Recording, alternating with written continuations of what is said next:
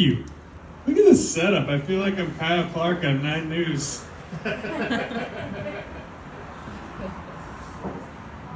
I am a teacher. Yeah, I am a male teacher. Yes, very few of us in between. I figure for my set, since I have about 10 minutes, my daughter just went to school, and I have a bunch of pictures of her first day of school. So we'll just kind of flip through them, and you guys can kind of watch me do it. And if you can't see it in the back, that's okay. We can go outside after the show. We can just kind of flip through those pictures. I know you all want to see everybody's school pictures. No, nobody wants to see. Nobody wants to see those pictures. I do have a master's degree. Yes.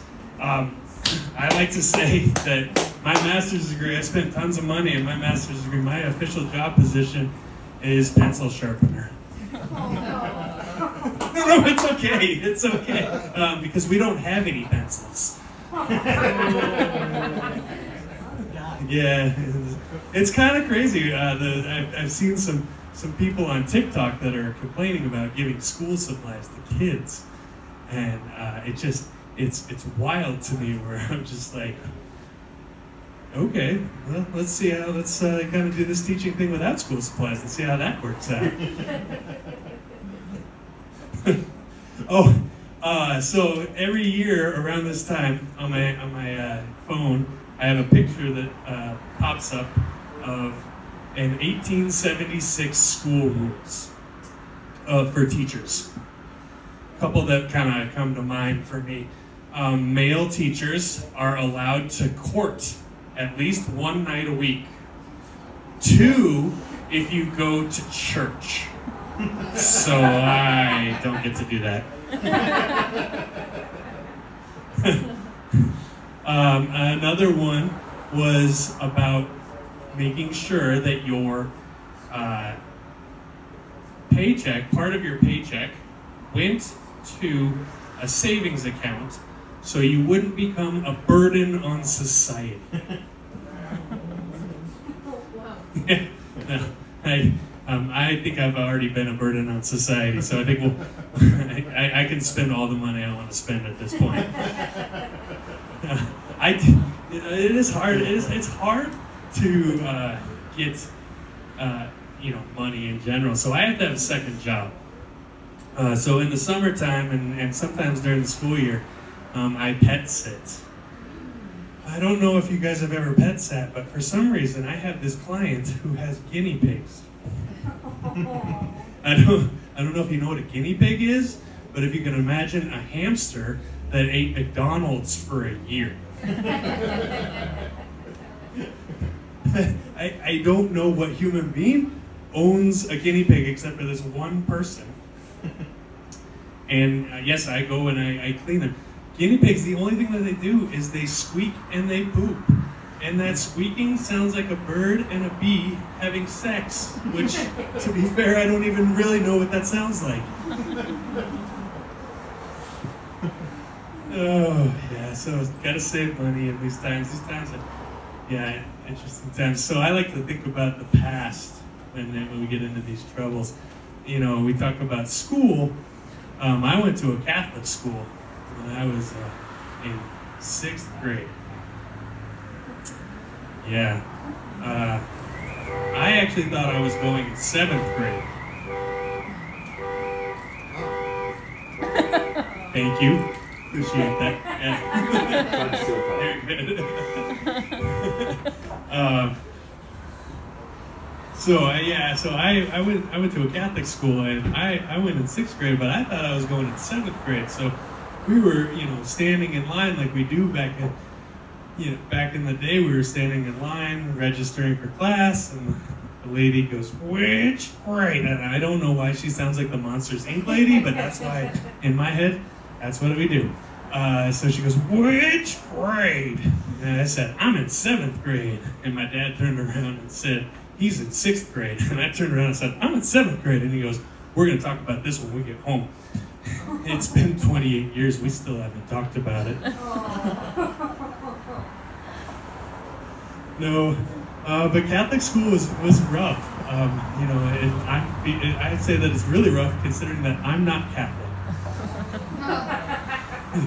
But I will tell you how rough it was. I mean, there were some ideas that is like you had to take the wafer cookie and you had to break it in and carve it into a shiv, or you had to sit down at the lunch table and hit somebody in the back of the head with the communion plates. Yeah, it was pretty rough. I will tell you how rough it truly was. I got into a fight. Well, you guys might call it assault. Yeah. So I squared up. She squared up. And it was super weird since she was a nun. Boom. Right in the nose. Fight over. So I'm sitting in the ambulance. And I asked, I said, what happened? And the guy goes, well, you got punched in the face. And I said, well, what's going to happen to her? Oh, she has to do 3 Hail Marys and an Our Father, and she's forgiven. Now, how old are you? And I said, I'm 12. And my dad goes, he's 11. Oh my God, I don't even know what grade I'm in.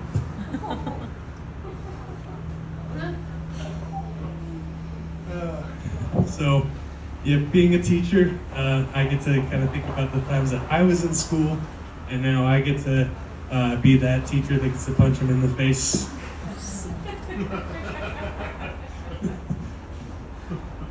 I don't do that very often. Kids are weird. Kids get away with things that adults would be committed for. I was watching this kid after taking a test, and because they couldn't do anything because of state laws, they just had to sit and kind of entertain themselves.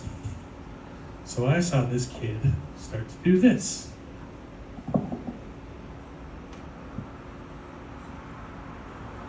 And to myself, I thought, I have a piano prodigy on my hands right here. So I went up and said, hey, you practice to do the piano? He said, no, there's spiders. They're chasing each other. Okay, I don't have a prodigy. I have a fucking idiot. That same kid, I saw him at recess. And for the life of me, I don't know what was going on, but he decided that he was going to play rock, paper, scissors. Oh, that's a cute kid game. By himself. I don't know what's worse. Playing rock, paper, scissors by yourself and winning. Losing. Or tying.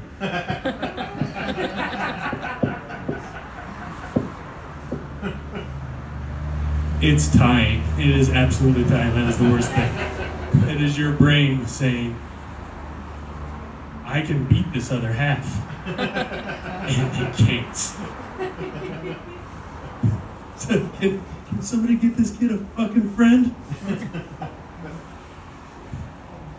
I do have a daughter. I said at the beginning, I do have a daughter. She is, it's fun to watch her grow up and go to school. She's now in the 3rd grade, which is a little surreal since that's the first grade I ever taught. But we went to Disney a couple summers ago. That's the beauty of being a teacher is, you get that summer off. So we went to Disney, and I don't know if you have ever been to a Disney brunch before, but it's a bunch of princesses, boys and girls, all princesses. Yes.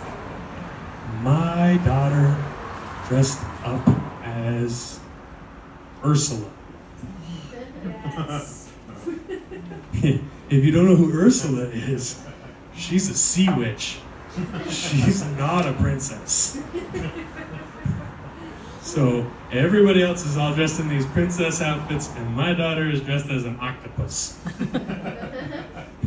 The great thing about it, though, is she got to see she got to give an autograph, and the head person was Ariel.